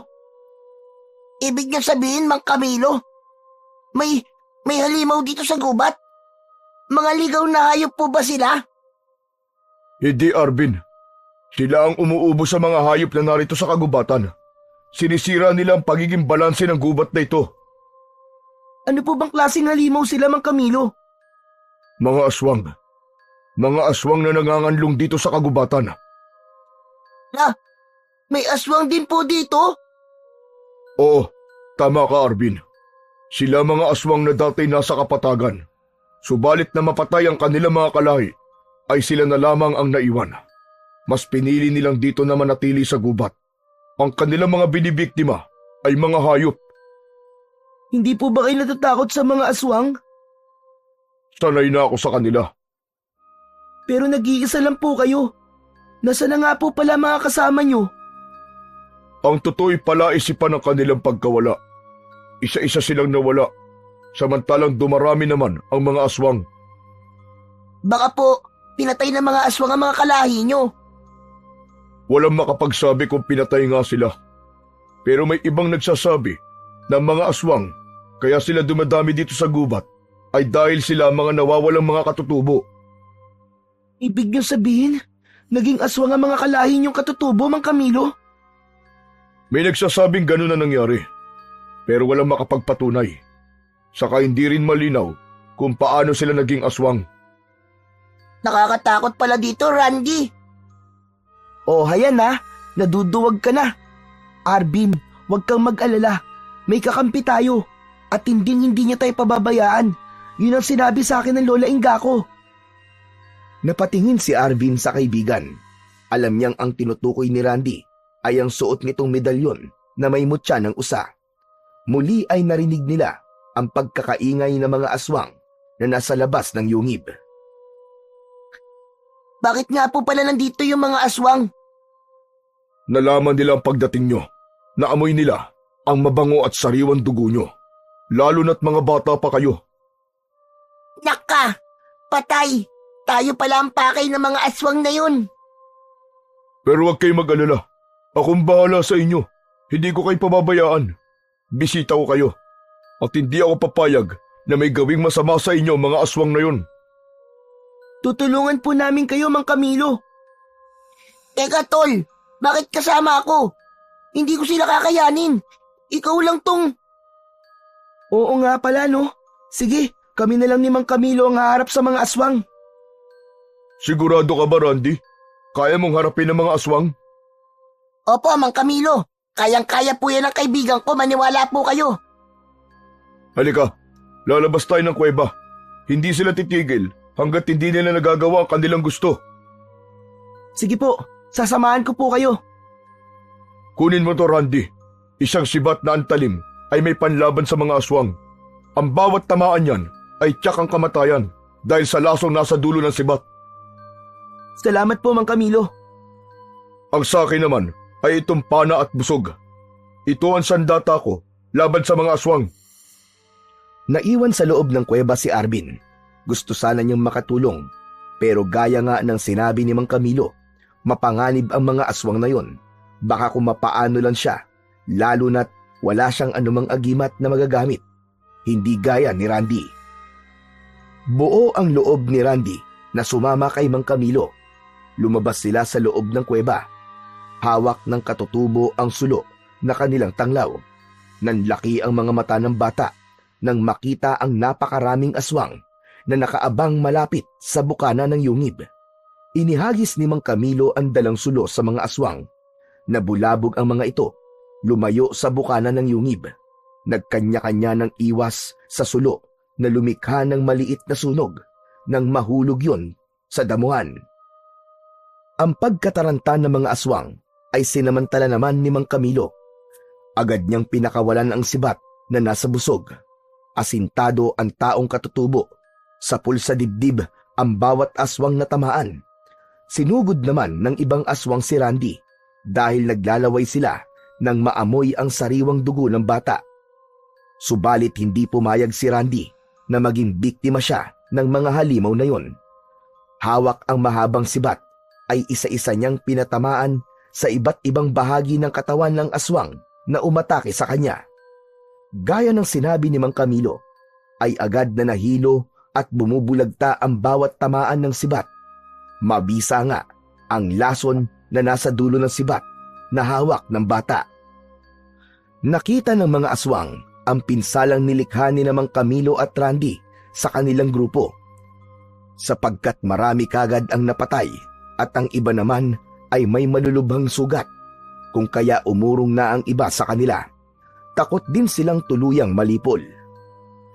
Nakita ni Arvin ang pagtatagumpay ni Randy laban sa mga kampon ng kadiliman.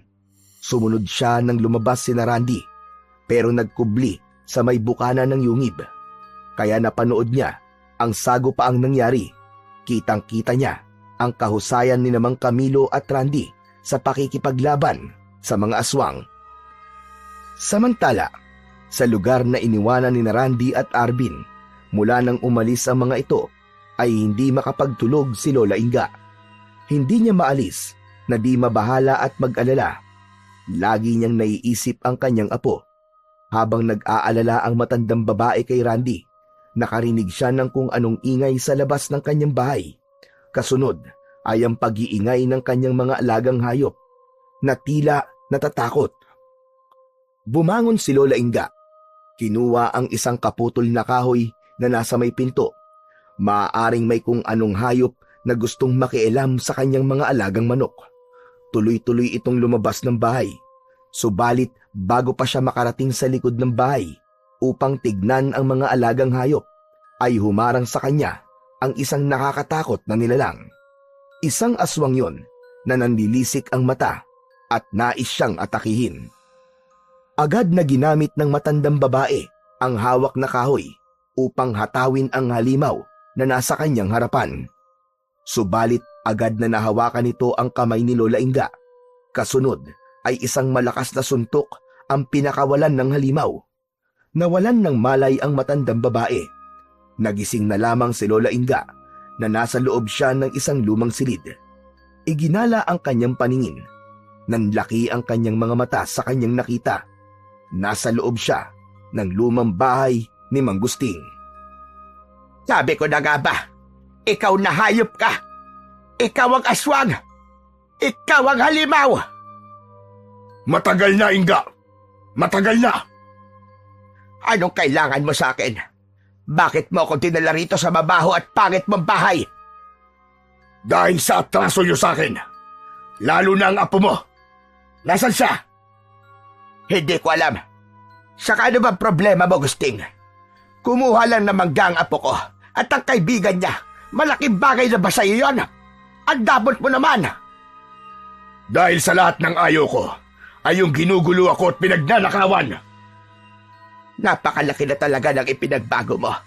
Para wala kayong pinagsamahan ng anak ko si Berting na kaibigan mo.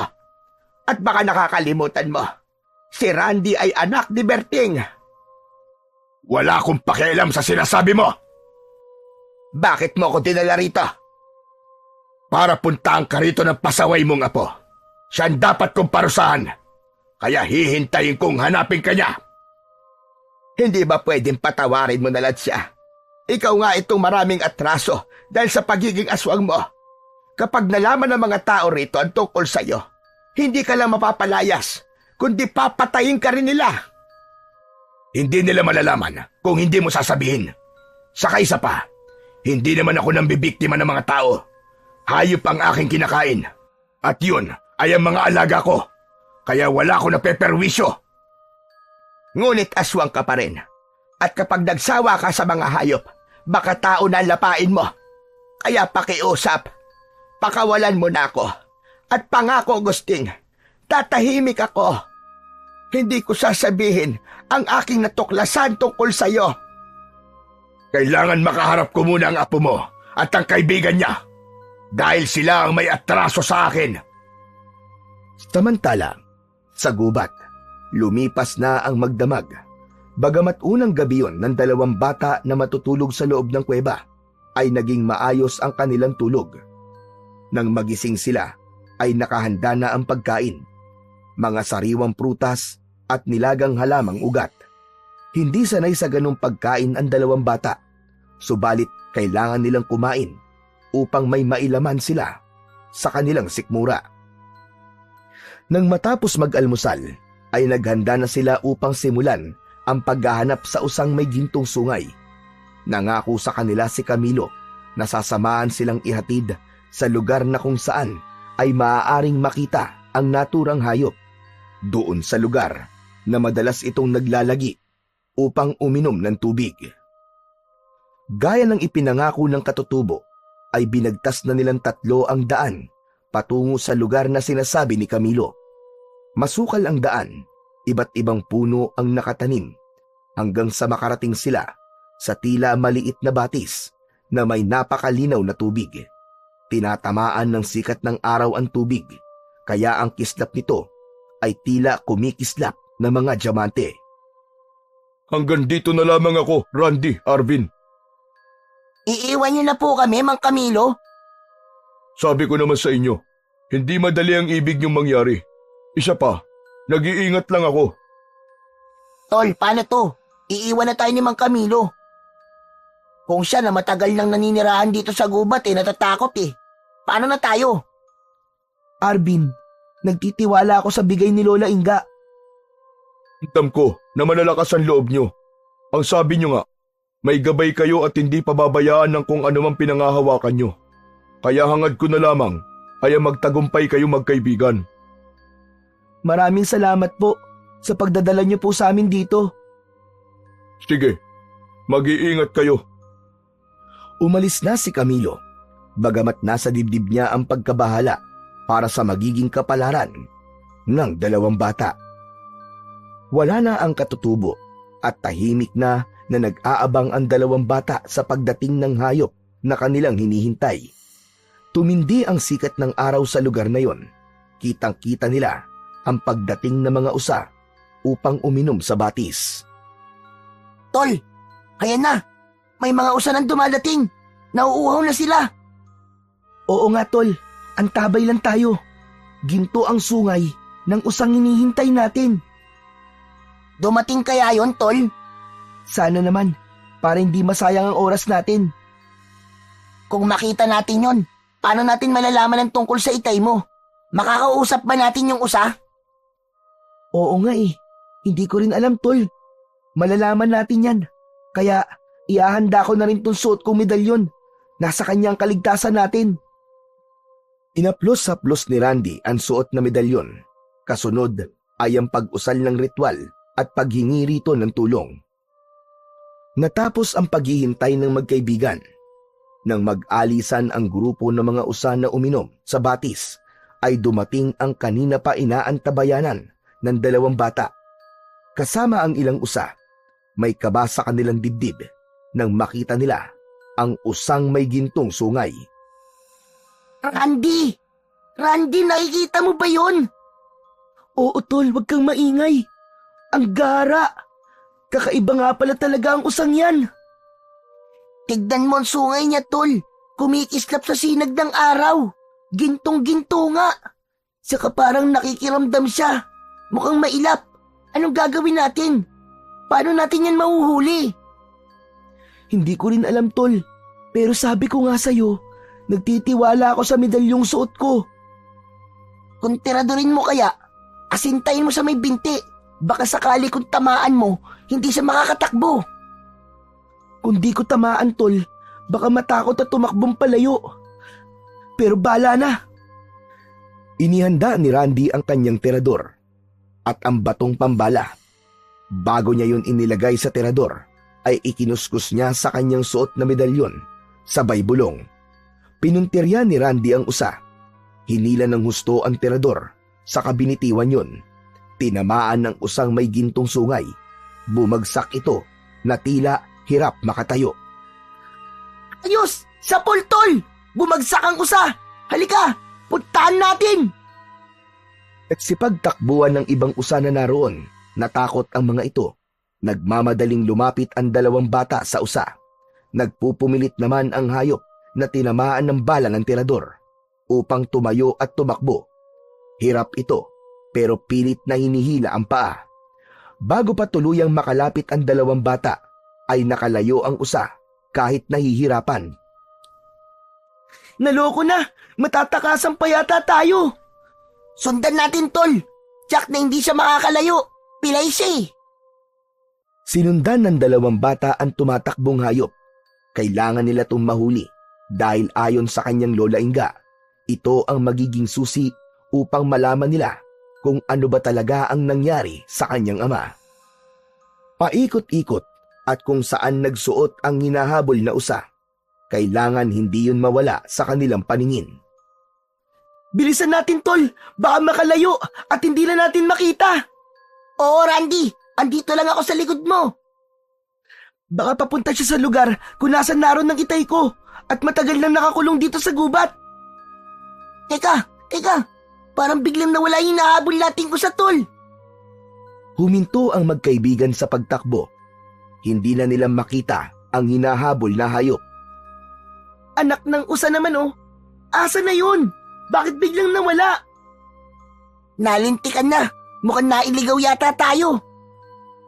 May narinig silang kaluskos sa lugar kung saan may matataas na damo. Kasunod ay tila ingay at mahinang daing. Sinilip ng magkaibigan ang pinagmumulan ng kaluskos. Tol, ang usa! Nandito siya oh! Oo nga no, mukhang matindi ang pinsala sa binti niya. Nahihirapan siya tumakbo. Agad na kinuha ni Randy sa loob ng kanyang bag ang isang tali. Kailangan nilang talian ng usa upang hindi na ito makalayo pa. Gumawa ng buhol si Randy at nang tatalian niya yon ay umastang manunuwag ang hayop. Kaya napaurong si Randy. Tol, mukhang palaban siya. Hindi nga siya makakatayo, pero gusto naman niyang manuwag. Oo nga eh, buti na lang nakaiwas ako. Kung hindi, tusok ako sa gintong sungay niya. Mag-iingat ka, Randy ah. Huwag mong ilagay sa leg ang tali. Mahihirapan ka dahil delikado, baka suwagin ka niya. Kaya nga eh, itong paa na lang ang tatalian ko. Ang mahalaga ay malagyan siya ng tali para hindi makalayo. Ipinasok ni Arvin sa paa ng usa ang ginawang buhol sa panali. Hinigpitan niya yon upang hindi na makatakas ang hayop. Ano na kayang gagawin natin? Hindi na siya makakalakad pa. Paano niya tayong madadala sa tamang lugar? Oo nga pala no? Tol, ano kaya kung patayin na lang natin yan, tapos kunin natin ang kanyang sungay? Di ba ginto yan? Maibibenta natin yan ng mahal. Wag tol, hindi ko kayang patayin to. Naaawa ako. Ako nga rin eh, hindi ko kaya. Nasabi ko lang naman yun eh. Pero marami ang gustong makahuli sa kanya dahil sa taglay niyang sungay. Pero bakit hindi sila nagtatagumpay na huliin ng hayop na to? Pero tayo, nahuli natin. Talaga may taglay nga na galing ang suot ko medalyon. Natulungan niya tayo. Napansin ni Arvin ang pagliliwanag ng medalyon na suot ni Randy. Nagbibigay ito ng nagkukulay asul na liwanag. Tol, ano nangyayari sa suot mo? Hala, hindi ko rin alam bakit nangyayari to sa suot ko medalyon. Parang gustong kumawala na medalyon. Ibig umalis sa pagkakasuot sa leg ko. Dahil sa ipinapakitang galaw ng medalyon, ay inalis yun ni Randy sa kanyang leeg. Nang hawakan niya yon, ay biglang lumutang sa hangin. Nagulat ang dalawang bata, naguguluhan at nakakaramdam ng kaba sa mga mangyayari. Subalit pinigilan nila ang kanilang sarili na matakot. Ang nakalutang na medalyon ay gumalaw, patungo sa usa na nangihina at hirap tumayo. Pumulupot ang kwintas sa gintong sungay ng usa. Lalo pang nagbigay ng nakakasilaw na liwanag. Napaurong ang magkaibigan na puno ng pagtataka. Habang nababalot ng nakasisilaw na liwanag ang usang may gintong sungay, ay unti-unti nilang nakita ang tila pagbabago sa naturang hayop. Ang imahe ng pagiging hayop ay unti-unting nawawala at napalitan yon ng kakaibang imahe. Katulad ng imahe ng isang tao, hanggang sa tuluyang mawala ang liwanag. Ang naiwan ay anyo ng isang tao, isang lalaki na walang saplot ang katawan at walang malay. Gulat na nagkatinginan ang dalawang bata sa pambihirang pangyayari na yon. Saglit pa ay nagkamalay ang naturang lalaki. Makikita sa muka ang pagkamanga. Nakatingin siya sa dalawang bata. Salamat. Maraming salamat sa inyo mga bata. Tinulungan niyo akong makatakas sa sumpa. Hindi ko alam kung paano niyo yun nagawa. Nakatitig ang dalawang bata sa lalaking nasa kanilang harapan. Hindi pa rin sila makapaniwala sa mga nangyari. Ang kaninang usa na may gintong sungay ay naging isang tao. Tol, sino kaya siya? Tao pala ang usang may gintong sungay. Hoy, tol! Ba't nakatulala ka riyan? Ngayon ka lang ba nakakita ng lalaking hubad? Arvin! Tol, ano nangyayari sa'yo? Bakit naiiyak ka yata? Siya ang hinahanap natin. Siya ang tatay ko. Ha? Sigurado ka, tol? Sandali. Ano bang sinasabi nitong kaibigan mo? Ako ang tatay niya? Na po si Randy.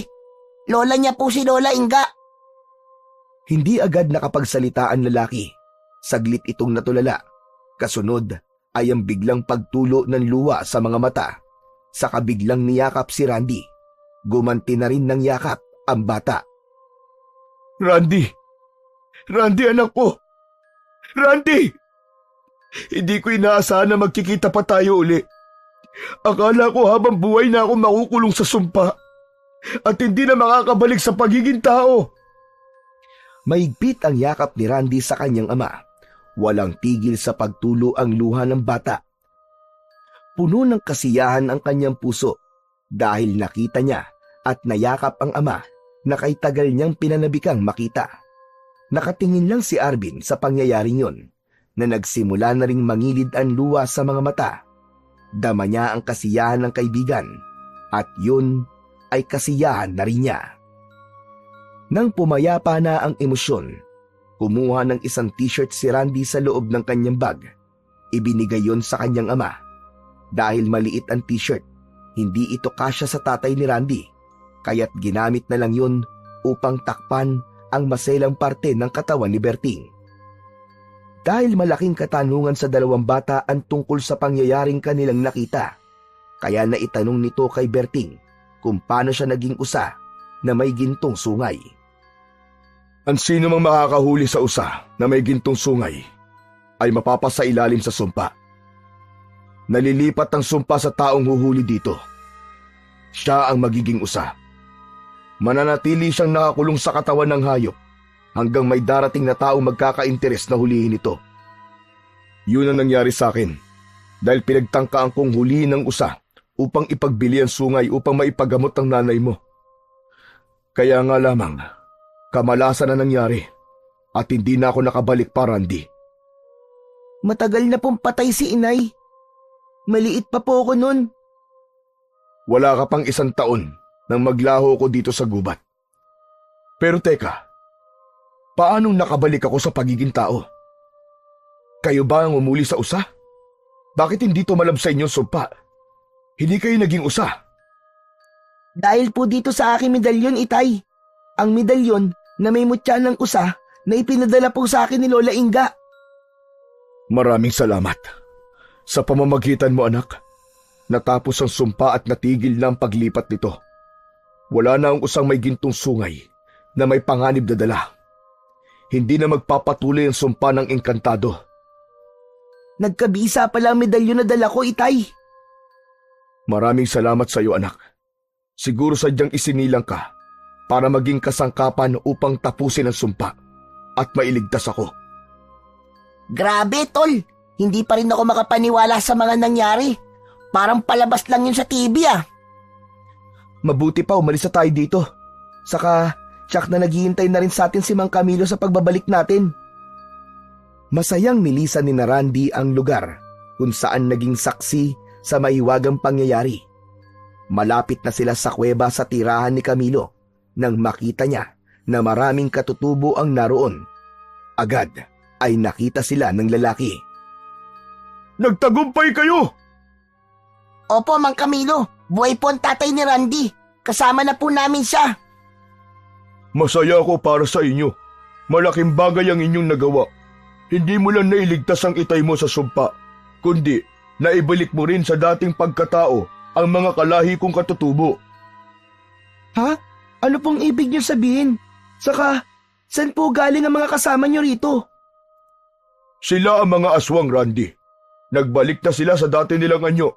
Nawala na rin ang sumpa sa kanila. Hindi lang pala ang tatay mo na iligtas natin, Randy. Pati na mga kalahi ni Mang Camilo. Tama ka, Arvin. Kaya walang pagsidlan ng kasiyahan ng mga kalahi ko. Maraming salamat sa inyo. Masaya rin ako para sa iyo, Randy, dahil nagkita na uli kayo ng itay mo. Randy, hulog kayo ng langit dito sa amin. Samantala, nagpupuyos pa rin ang galit ni Lola Inga dahil ikinulong siya ni Mang Gusting. Lumilikha siya ng ingay gamit ang kanyang mga kamay at paa. Maya-maya pa ay bumukas ang pinto ng lumang silid. Pumasok si Mang Gusting. Nasa mukha ng lalaki ang pagtataka. Nakakunot pa ang noo nito. Aling Inga? Aba, Aling Inga, ano pong ginagawa niyo rito? Ano bang klaseng tanong yan? Siraulo ka ba? Ikaw ang nagdala sa akin dito sa mabaho mong bahay. Dahil gusto mong gantian ng apo ko, buwisit ka. Aba, hindi ko po alam ang sinasabi niyo, Aling Inga. Saka, para bang matagal na akong nawala. Hindi ko may paliwanag, Aling Inga. Kumusta pala ang kaibigan ko si Berting? Matagal na kaming hindi nagkikita. Napatanga at naging palaisipan sa matandang babae ang mga sinabi ni Mang Gusting. Wala na rin sa karakter nito ang magagalitin. Naisip niya ang apong si Randy. Marahil ay may kinalaman ang mga naging pagbabago ni Mang Gusting sa nangyari sa lakad ng kanyang apo. Positibo ang nasa isip ni Lola Inga. Kung totoo man, nakagagawan ko kung bakit ka narito, Aling Inga. Abay, pasensya na po kayo. Pero wala talaga akong maalala. Pakiramdam ko kasi galing ako sa mahabang pagtulog. Abay, teka. Tara na po. Sasamahan ko po kayo lumabas para makauwi na. Hindi na nagtanong pa si Lola Inga. Nauunawaan niya ang mga nangyari kay Mang Gusting. Bumalik na ito sa dating ugali. Malaki nga ang kinalaman ng pagbabago nito sa resulta ng naging lakad ni Randy. Yun ang nasa isip ng matandang babae. Samantala, nagpapahinga si Lola Inga nang makarinig siya ng pamilyar na boses. Boses yon ng apong si Randy. Nagbalik na ito mula sa gubat. Agad ay kasiyahan ang naramdaman niya dahil ligtas na nakabalik ang kanyang apo. Wala na noon si Arvin at umuwi na sa kanilang bahay. Magpapaliwanag na lang siya sa kanyang lolo Teroy. Sinalubong ni Lola Inga ang apo, subalit napahinto siya nang makita si Randy at ang kasama nito. Hindi makapaniwala ang matanda. Nanginginig ang katawan. Agad ay umagos ang luha sa mga mata ni Lola Inga habang nakatitig sa kasama ng kanyang apo. Kasunod noon ay ang malakas na pag-iyak na puno ng kasiyahan. Niyakap niya ang anak na si Berting. Ang anak ko! Salamat sa Diyos! Salamat at ligtas ka, anak! Nagbalik ka na! Apo, maraming salamat! Salamat at nailigtas mo ang itay mo! Inay, napakabuti po ng Panginoon. Pinayagan niyang makabalik pa ako. Tama ka anak. Dahil palagi kong hinihiling sa Panginoon na magkita tayong muli. At hindi niya ako binigo, anak ko. Magkakasama na po ulit tayo, Inay. Mabubuo na po ang pamilya natin. At hindi na po tayo maghihiwalay. Yun na marahil ang pinakamasayang sandali sa buhay ni Randy. Ang mabuo ang kanilang pamilya. Wala man ang kanyang ina, pero kung nasaan man ito, ay tiyak na masaya yon para sa kanila. Puno man ng iba't ibang pagsubok ang ating buhay, lahat ng ito ay kayang malampasan. Iwala na sa dakong huli, may liwanag na nag-aabang pagkatapos ng pinagdaanang kadiliman.